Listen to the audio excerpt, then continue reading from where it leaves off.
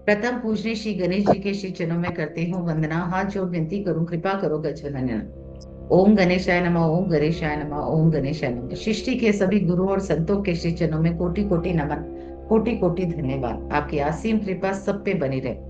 हे देवा, हे मेरे साईं, आओ साईं नानी हम जन्म धन्य उसमें साईं। बाबा आपकी असीम कृपा आशीर्वाद से आज हम साई सच्चरित्र का 4th अध्याय का पारायण कर रहे हैं। इसे स्वीकार करें, जो पढ़े जो सुने उसकी सभी की मनोकामना आप पूर्ण करें। सदगुरु श्री साईनाथ महाराज की जय।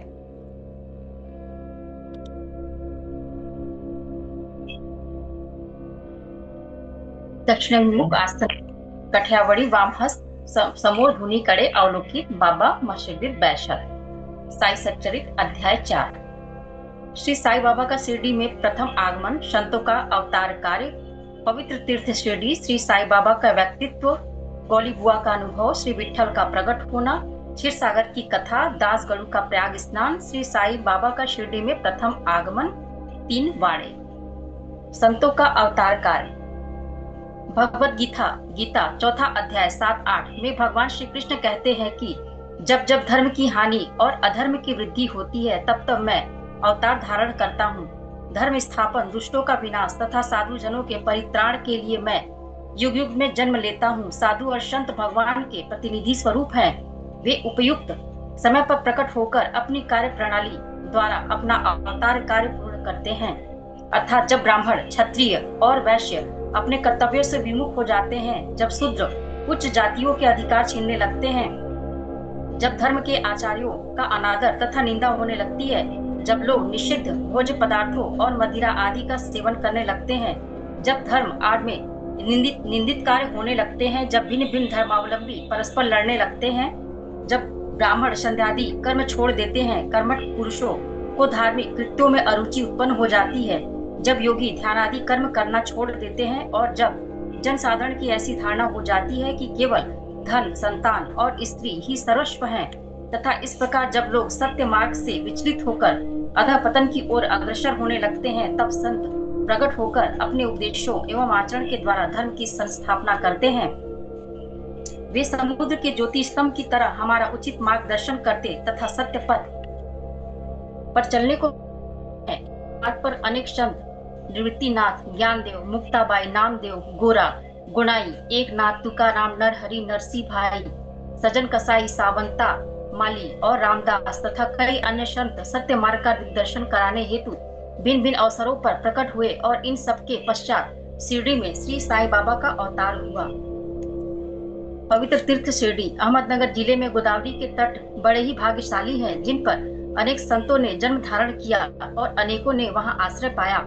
ऐसे संतों में श्री ज्ञानेश्वर महाराज प्रमुख थे। शिरडी अहमदनगर जिले के राहता तालुका में है। गोदावरी नदी पार करने के पश्चात मार्ग सीधा शिरडी को जाता है। 8 मील चलने पर जब आप नीम गांव पहुंचेंगे तो वहां से शिरडी दृष्टिगोचर होने लगती है। कृष्णा नदी के तट पर अन्य तीर्थ स्थान गाड़गापुर, नरसिंहवाड़ी और औदुंबर के समान ही शिरडी भी प्रसिद्ध तीर्थ है। जिस प्रकार दामोजी ने मंगलवेढ़ा को पंढरपुर के समीप, समर्थ रामदास ने सज्जनगढ़ को, दत्तावतार श्री नरसिंह सरस्वती वाड़ी को पवित्र किया, उसी प्रकार श्री साईनाथ ने शिरडी में अवतीर्ण होकर उसे पावन बनाया। श्री साई बाबा का व्यक्तित्व। श्री साई बाबा के सानिध्य से शिरडी का महत्व विशेष बढ़ गया। अब हम उनके चरित्र का अवलोकन करेंगे। उन्होंने इस भवसागर पर विजय प्राप्त कर ली थी, जिसे पार करना महान दुष्कर तथा कठिन है। शांति उनका आभूषण था तथा वे ज्ञान की साक्षात प्रतिमा थे। वैष्णव भक्त सदैव वहां आश्रय पाते थे। दान वीरों में वे राजा कर्ण के समान दानी थे। वे समस्त सारों के सार रूप थे।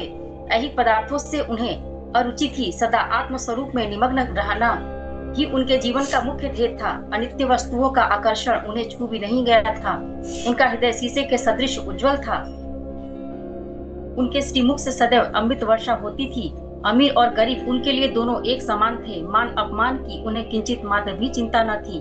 वे निर्भय होकर संभाषण करते, भांति भांति के लोगों से मिलजुल कर रहते, नर्तकियों का अभिनय तथा नृत्य देखते और गजल कव्वालियां भी सुनते थे। इतना सब करते हुए भी उनकी समाधि किंचित मात्र भी भंग न होती थी। अल्लाह का नाम सदा उनके ओठों पर था। जब दुनिया जागती तो वे सोते और जब दुनिया सोती तो वे जागते थे। उनका अंतःकरण शांत महासागर की तरह शांत था। न उनके आश्रम का कोई निश्चय कर सकता था और न उनकी कार्यप्रणाली का अंत पा सकता था। कहने के लिए तो वे एक स्थान पर निवास करते थे, परंतु विश्व के समस्त व्यवहारों व व्यापारों का उन्हें भलीभांति ज्ञान था। उनके दरबार का रंग ही निराला था। वे प्रतिदिन अनेक किंवदंतियां कहते थे, परंतु उनकी अखंड शांति किंचित मात्र भी विचलित न होती थी। वे सदा मस्जिद की दीवार के सहारे बैठे रहते थे तथा प्रातः, मध्याह्न और सायंकाल लेंडी और चावड़ी की ओर वायु सेवन करने जाते तो भी सदा आत्मस्थित ही रहते थे। स्वतः सिद्ध होकर भी वे साधकों के समान आचरण करते थे।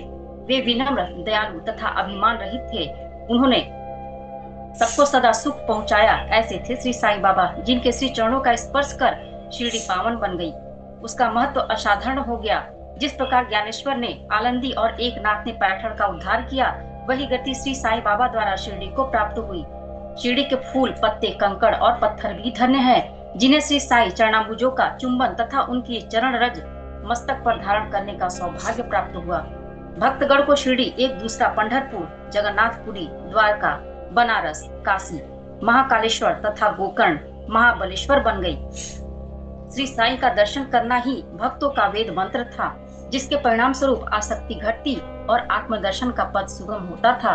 उनका श्री दर्शन ही योग साधन था और उनसे वार्तालाप करने से समस्त पाप नष्ट हो जाते थे। उनका पाद सेवन करना ही त्रिवेणी प्रयाग स्नान के समान था तथा चरणामृत पान करने मात्र से ही समस्त इच्छाओं की तृप्ति होती थी। उनकी आज्ञा हमारे लिए वेद सदृश थी। प्रसाद तथा उदी ग्रहण करने से चित्त की शुद्धि होती थी। वे ही हमारे राम और कृष्ण थे, जिन्होंने हमें मुक्ति प्रदान की। वे सदा आत्मस्थित, चैतन्य घन तथा आनंद की मंगल मूर्ति थे। कहने को तो शिरडी उनका मुख्य केंद्र था, परंतु उनका कार्य क्षेत्र पंजाब, कलकत्ता, उत्तरी भारत, गुजरात, ढाका और कोंकण तक विस्तृत था। श्री साईं बाबा की कीर्ति दिन प्रतिदिन चहुं ओर फैलने लगी और जगह जगह से दर्शनार्थ आकर उनके भक्त लाभ उठाने लगे। केवल दर्शन से ही मनुष्यों, चाहे वे शुद्ध अथवा अशुद्ध हृदय के हों, के चित्त को परम शांति मिल जाती थी। उन्हें उसी आनंद का अनुभव होता था जैसा कि पंढरपुर में श्री विठ्ठल के दर्शन से होता है। यह कोई अतिशयोक्ति नहीं है। देखिए, एक भक्त ने यही अनुभव पाया है। गौली बुआ, लगभग 95 वर्ष के वयोवृद्ध भक्त, जिनका नाम गौली बुआ था, पंडरी के एक वारकरी थे। वे 8 मास पंढरपुर तथा 4 मास आषाढ़ से कार्तिक तक गंगा तट पर निवास करते थे। सामान ढोने के लिए वे एक गधे को अपने पास रखते और एक शिष्य भी सदैव उनके साथ रहता था। वे प्रतिवर्ष वारी लेकर पंढरपुर जाते और लौटते समय श्री साईं बाबा के दर्शनार्थ शिरडी आते थे। बाबा पर उनका अगाध प्रेम था। वे बाबा की ओर एक टक निहारते और कह उठते थे कि ये तो श्री पंढरीनाथ, श्री विठ्ठल के अवतार हैं, जो अनाथ नाथ, दीन दयालु और दीनों के नाथ हैं। गौली बुआ श्री विठोबा के परम भक्त थे। उन्होंने अनेक बार पंडरी की यात्रा की तथा प्रत्यक्ष अनुभव किया कि श्री साईं बाबा सचमुच में ही पंढरीनाथ हैं। विठ्ठल स्वयं प्रकट हुए। श्री साईं बाबा की ईश्वर चिंतन और भजन में विशेष अभिरुचि थी। वे सदैव अल्लाह मालिक पुकारते तथा भक्तों से कीर्तन सप्ताह करवाते थे। इसे नाम सप्ताह भी कहते हैं। एक बार उन्होंने दासगणों को कीर्तन सप्ताह करने की आज्ञा दी। दासगणों ने बाबा से कहा कि आपकी आज्ञा मुझे सिरोधार्य है, परंतु इस बात का आश्वासन मिलना चाहिए कि सप्ताह के अंत में विठ्ठल अवश्य प्रकट होंगे। परंतु साथ ही भक्तों में श्रद्धा व तीव्र उत्सुकता का होना भी अनिवार्य है। ठाकुरनाथ की डंकपुरी, विठ्ठल की पंडरी, रणछोड़ की द्वारका यही तो है। किसी को दूर जाने की आवश्यकता नहीं है। क्या विठ्ठल कहीं बाहर से आएंगे? वे तो यही विराजमान है। जब भक्तों में प्रेम और भक्ति का स्रोत प्रवाहित होगा तो विठ्ठल स्वयं ही यहाँ प्रकट हो जाएंगे। सप्ताह समाप्त होने के बाद विठ्ठल भगवान इस प्रकार प्रकट हुए। काका साहेब दीक्षित सदैव की भांति स्नान करने के पश्चात जब ध्यान करने को बैठे तो उन्हें विठ्ठल के दर्शन हुए। दोपहर के समय जब वे बाबा के दर्शनार्थ मस्जिद पहुँचे तो बाबा ने उनसे पूछा, क्यों विठ्ठल पाटिल आए थे ना? वे बहुत चंचल हैं, उनको दृढ़ता से पकड़ लो। यदि थोड़ी भी असावधानी की तो वे बचकर निकल जाएंगे। यह प्रातःकाल की घटना थी और दोपहर के समय उन्हें पुनः दर्शन हुए। उसी दिन एक चित्र बेचने वाला विठोबा के 25-30 चित्र लेकर वहां बेचने आया। यह चित्र ठीक वैसा ही था जैसा कि काका साहब दीक्षित को ध्यान में दर्शन हुए थे। चित्र देखकर और बाबा के शब्दों का स्मरण कर काका साहब को बड़ा विस्मय और प्रसन्नता हुई। उन्होंने एक चित्र सहर्ष खरीद लिया और उसे अपने देवघर में प्रतिष्ठित कर दिया। ठाणा के अवकाश प्राप्त मामलतदार श्री BV देव ने अपने अनुसंधान के द्वारा यह प्रमाणित कर दिया है कि शिरडी पंढरपुर की परिधि में आती है। दक्षिण में पंढरपुर श्री कृष्ण का प्रसिद्ध स्थान है, अतः शिरडी ही द्वारका है। साई लीला पत्रिका भाग 12 अंक 1, 2, 3 के अनुसार द्वारका की एक और व्याख्या सुनने में आई है, जो कि कै नारायण अय्यर द्वारा लिखित भारतवर्ष का स्थायी इतिहास में स्कंद पुराण भाग 2 पृष्ठ 90 से उद्धृत की गई है। वह इस प्रकार है। चतुर्वर्णापि वर्णामपि वर्गाणाम यत्र द्वाराणि सर्वतः अतो द्वारावती तित्युक्ता विद्वद्विद्भस्त तत्ववादी भी, जो स्थान चारों वर्णों के लोगों को धर्म, अर्थ, काम और मोक्ष के लिए सुलभ हो, दार्शनिक लोग उसे द्वारका के नाम से पुकारते हैं। शिरडी में बाबा की मस्जिद केवल चारों वर्णों के लिए ही नहीं, अपितु दलित, अस्पृश्य और भागोजी सिंधे जैसे कोढ़ी आदि सब के लिए खुली थी, अतः शिरडी को द्वारका कहना ही सर्वथा उचित है। भगवंतराव क्षीरसागर की कथा। श्री विठ्ठल पूजन में बाबा को कितनी रुचि थी, यह भगवंतराव क्षीरसागर की कथा से स्पष्ट है। भगवंतराव के पिता विठोबा के परम भक्त थे, जो प्रतिवर्ष पंढरपुर वारी लेकर जाते थे। उनके घर में विठोबा की एक मूर्ति थी, जिसकी वे नित्य प्रति पूजा करते थे। उनकी मृत्यु के पश्चात उनके पुत्र भगवंतराव ने वारी, पूजन, श्राद्ध इत्यादि समस्त कर्म करना छोड़ दिया। जब भगवंतराव शिरडी आए तो बाबा उन्हें देखते ही कहने लगे कि इनके पिता मेरे परम मित्र थे, इसी कारण मैंने इन्हें यहाँ बुलाया है। इन्होंने कभी नैवेद्य अर्पण नहीं किया तथा मुझे और विठोबा को भूखों मारा है, इसलिए मैंने इन्हें यहाँ आने को प्रेरित किया है। अब मैं इन्हें हठ पूर्वक पूजा में लगा दूंगा। दासगणों का प्रयाग स्नान। गंगा और यमुना नदी के संगम पर प्रयाग प्रसिद्ध पवित्र तीर्थ स्थान है। हिंदुओं की ऐसी भावना है कि वहाँ स्नान आदि करने से समस्त पाप नष्ट हो जाते हैं। इसी कारण प्रत्येक वर्ष पर सहस्त्रों भक्तगण वहाँ जाते हैं और स्नान का लाभ उठाते हैं। एक बार दासगणु ने भी वहाँ जाकर स्नान करने का निश्चय किया। इस विचार से वे बाबा से आज्ञा लेने उनके पास गए। बाबा ने कहा कि इतनी दूर व्यर्थ भटकने की क्या आवश्यकता है, अपना प्रयाग तो यही है, मुझ पर विश्वास करो। आश्चर्य, महान आश्चर्य। जैसे ही दासगणु ने बाबा के चरणों पर नत हुए तो बाबा के श्री चरणों से गंगा यमुना की धारा वेग से प्रवाहित होने लगी। यह चमत्कार देखकर दासगणु का प्रेम और भक्ति उमड़ पड़ी। आंखों से अश्रुओं की धारा बहने लगी। उन्हें कुछ अंतःस्फूर्ति हुई और उनके मुख से श्री साई बाबा की स्तोत्रस्विनी स्वतः प्रवाहित होने लगी। श्री साई बाबा का शिरडी में प्रथम आगमन। श्री साई बाबा के माता पिता, उनके जन्म और जन्म स्थान का किसी को भी ज्ञान नहीं है। इस संबंध में बहुत छानबीन की गई। बाबा से तथा अन्य लोगों से भी इस विषय में पूछताछ की गई, परंतु कोई संतोषप्रद उत्तर अथवा सूत्र हाथ न लग सका। यथार्थ में हम लोग इस विषय में सर्वथा अनभिज्ञ है। नामदेव और कबीरदास जी का जन्म अन्य लोगों की भांति नहीं हुआ था। वे बाल रूप में प्रकृति की गोद में पाए गए थे। नामदेव भीमरथी नदी के तीर पर गुनाई को और कबीर भगीरथी नदी के तीर पर तमाल को पड़े हुए मिले थे। और ऐसा ही श्री साई बाबा के संबंध में भी था। वे शिरडी में नीम वृक्ष के तले 16 वर्ष की तरुणावस्था में स्वयं भक्तों के कल्याणार्थ प्रकट हुए थे। उस समय भी वे पूर्ण ब्रह्मज्ञानी प्रतीत होते थे। स्वप्न में भी उनको किसी लौकिक पदार्थ की इच्छा नहीं थी। उन्होंने माया को ठुकरा दिया था और मुक्ति उनके चरणों में लौटती थी। शिरडी ग्राम की एक वृद्ध स्त्री नाना चोपदार की माँ ने उनका इस प्रकार वर्णन किया है। एक तरुण स्वस्थ फुर्तीला तथा अति रूपवान बालक सर्वप्रथम नीम वृक्ष के नीचे समाधि में लीन दिखलाई पड़ा।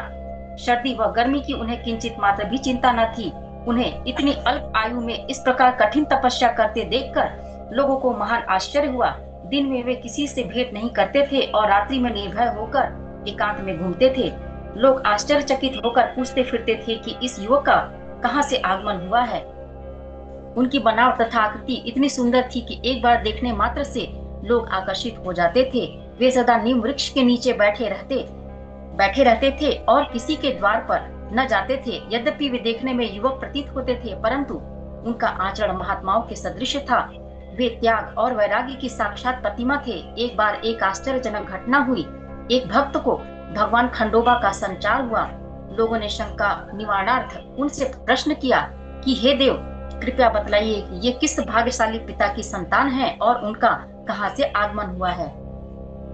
भगवान खंडोबा ने एक कुदाली मंगवाई और एक निर्दिष्ट स्थान पर खोदने का संकेत किया।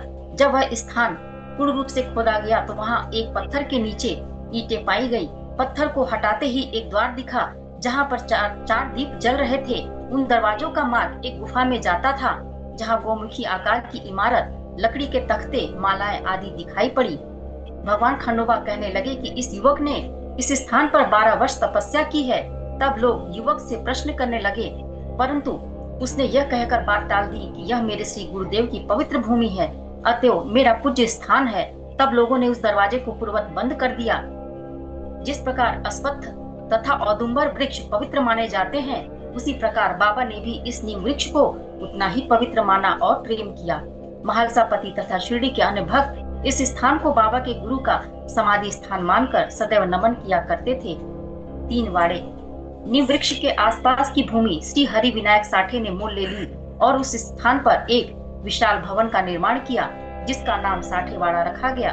बाहर से आने वाले यात्रियों के लिए वह वाड़ा ही एकमात्र विश्राम स्थान था जहाँ सदैव भीड़ रहा करती थी। नीम वृक्ष के नीचे चारों ओर चबूतरा बांधा गया। सीढ़ियों के नीचे दक्षिण की ओर एक छोटा सा मंदिर है जहाँ भक्त लोग चबूतरे के ऊपर उत्तराभिमुख होकर बैठते हैं। ऐसा विश्वास किया जाता है कि जो भक्त गुरुवार तथा शुक्रवार की संध्या को वहाँ धूप, अगरबत्ती आदि सुगंधित पदार्थ जलाते हैं, वे इस कृपा से सदैव सुखी होंगे। यह वाड़ा बहुत पुराना तथा जीर्ण शीर्ण स्थिति में था तथा इसके जीर्णोद्धार की नितांत आवश्यकता थी, जो संस्थान द्वारा पूर्ण कर दी गई। कुछ समय के पश्चात एक दूसरे वाड़े का निर्माण हुआ जिसका नाम दीक्षित वाड़ा रखा गया। काका साहब दीक्षित कानूनी सलाहकार सॉलिसिटर जब इंग्लैंड में थे तब वहां उन्हें किसी दुर्घटना से पैर में चोट आ गई थी। उन्होंने उनके उपचार किए परंतु पैर अच्छा न हो सका। नाना साहब चांदोरकर ने उन्हें बाबा की कृपा प्राप्त करने का परामर्श दिया, इसलिए उन्होंने सन 1909 में बाबा के दर्शन किए। उन्होंने बाबा से पैर के बदले अपने मन की पंगुता दूर करने की प्रार्थना की।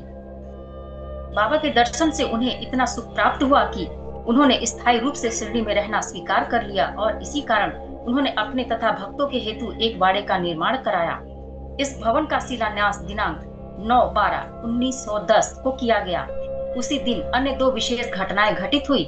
पहला है श्री दादा साहब खापर्डे को घर वापस लौटने की अनुमति प्राप्त हो गई और दूसरा चावड़ी में रात्रि को आरती आरंभ हो गई। कुछ समय में वाड़ा संपूर्ण रूप से बन गया और रामनवमी 1911 के शुभ अवसर पर उसका यथाविधि उद्घाटन कर दिया गया। इसके बाद एक और वाड़ा मानो एक शाही भवन नागपुर के प्रसिद्ध श्रीमंत बूटी ने बनवाया। इस भवन के निर्माण में बहुत धनराशि लगाई गई। उनकी समस्त निधि सार्थक हो गई क्योंकि बाबा का शरीर अब वही विश्रांति पा रहा है और फिलहाल वह समाधि मंदिर के नाम से विख्यात है। इस मंदिर के स्थान पर पहले एक बगीचा था जिसमें बाबा स्वयं पौधों को सींचते और उनकी देखभाल किया करते थे। जहाँ पहले एक छोटी सी कुटी भी नहीं थी, वहाँ 3 वाड़ों का निर्माण हो गया। इन सब में साठेवाड़ा पूर्व काल में बहुत ही उपयोगी था।